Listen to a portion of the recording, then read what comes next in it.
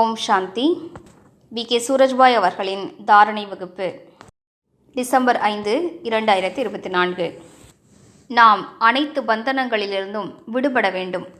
அப்போதுதான் நாம் வீட்டிற்கு திரும்பிச் செல்ல முடியும். நமக்கு பந்தனங்கள் இருக்குமானால் அவை காலை கட்டிய சங்கிலிகளை போன்று நம்மை பறக்க விடாது, நம்மை கீழ்நோக்கி இழுக்கும். முக்கியமாக நாம் யோகத்தில் நிலைத்திருக்க விரும்புகிறோம் என்றால் இந்த பந்தனங்கள் நம்மை சிவதந்தையின் பக்கம் செல்ல விடுவதில்லை, நமது மனதை அலைபாயச் செய்கின்றன. இப்போது நமது பந்தனங்களை நாம் சோதனை செய்ய வேண்டும். முதன்மையானது உடலின் பந்தனம்.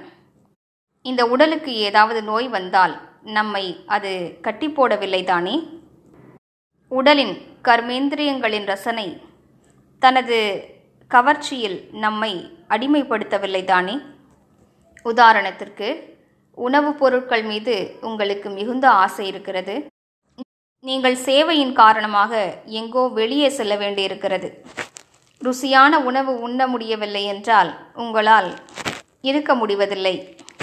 அப்போது நீங்கள் அங்கே செல்ல மாட்டீர்கள். முடியாது, என்னால் முடியாது என்பீர்கள். எனவே இதுவும் ஒரு பந்தனமாகிவிட்டதல்லவா? இடத்தின் பந்தனமும் இருக்கிறது. மிகுந்த சுகத்தில் வாழ்வதற்கான பழக்கம் நமக்கு இருக்கிறது என்றால், நாம் இருக்கும் இடத்தில் நமது படுக்கை மிக நன்றாக இருக்கிறது. ஏசி இல்லாமல் நாம் இருப்பதே இல்லை. நாம் இருக்கும் இடத்தில் இன்னும் பல வசதிகள் இருக்கின்றன. திடீரென்று நீங்கள் வேறு இடத்திற்கு சேவைக்காக செல்ல வேண்டும். அங்கே நீங்கள் தரையில்தான் படுத்து தூங்க வேண்டும். வேறு வசதிகளும் அங்கு இல்லை. அப்போது நீங்கள் அங்கு செல்ல வேண்டாம் என்று நினைப்பீர்கள். இங்கே இருந்தபடி மனசா சேவை செய்வோம் என்று நினைப்பீர்கள். இதுவும் ஆத்மாவிற்கு பந்தனமாகிவிடுகிறது. நமக்கு ஏதோ நோய் வந்து விடுகிறது என்றால், மேலும் அது நம்மை மிகவும் இழுக்கிறது. எதுவும் செய்ய விடுவதில்லை. சேவைக்காக செல்வதை கூட விடுங்கள், நம்மை யோகத்தில் கூட நிலைக்கச் செய்ய விடுவதில்லை. மனதில் பல வீணான எண்ணங்கள் ஓடுவதற்கு காரணமாகிறது. மகிழ்ச்சியாக இருக்க விடுவதில்லை. எனவே அந்த நோய் கூட மிகப்பெரிய பந்தனமாகி விடுகிறது. எனவே நாம் தன்னைத்தான் உறுதியாக்கிக் கொள்வோம். உடல் உணர்விலிருந்து விலகுவதற்கான பயிற்சியினை மேற்கொள்வோம். தனக்கு தான் புரிய வைப்போம். பாபாவின் நினைவிலிருந்து சேவைகள் செய்வதனால் நோய்கள் விரைவாக குணமாகிவிடுகின்றன. சேவையின் பலம் நோய்களை சரியாக்கி விடுகிறது. ஆனால் ஏதோ விஷயங்களில் மாட்டிக்கொண்டு நாம் சேவை செய்யாமல் இருக்கிறோம் என்றால், உண்மையில் நாம் ஈஸ்வரிய பலத்திலிருந்து வஞ்சிக்கப்பட்டு விடுகிறோம். சிலருக்கு உடலின் பந்தனம் மிகுதியாக இருக்கிறது. அதிகாலையில் அவர்களால் எழுந்து கொள்ள முடிவதில்லை. நான் நேற்று இரவு தாமதமாக உறங்கினேன், உடல் நலம் சரியாக இல்லை, இந்த நோய் இருக்கிறது, அந்த நோய் இருக்கிறது என்று நினைத்து தனக்குத்தான் பெரிய நஷ்டத்தை ஏற்படுத்திக் கொள்கிறார்கள்.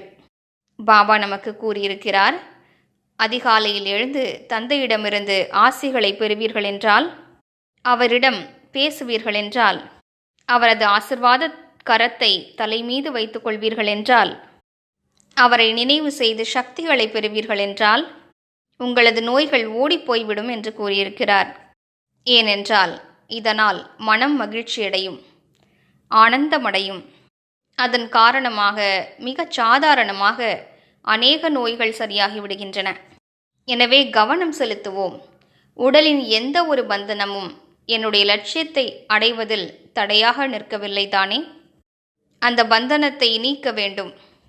நமது மன உறுதியை அதிகரிக்க வேண்டும். நினைவில் கொள்வோம், மனதின் சக்தியால் உடலை கூட நன்றாக வழிநடத்த முடியும். இதனை பாபா கூட கூறியிருக்கிறார். எனக்கு நினைவில் இருக்கிறது, நோயுற்ற ஒருவர் அவ்யக்த பாப்தாதாவிடம் இதனை கேட்டிருக்கிறார். அதற்கு பாபா, மனதின் சக்தியால் உடலை கூட உங்களால் நன்றாக வழிநடத்த முடியும் என்று கூறினார்.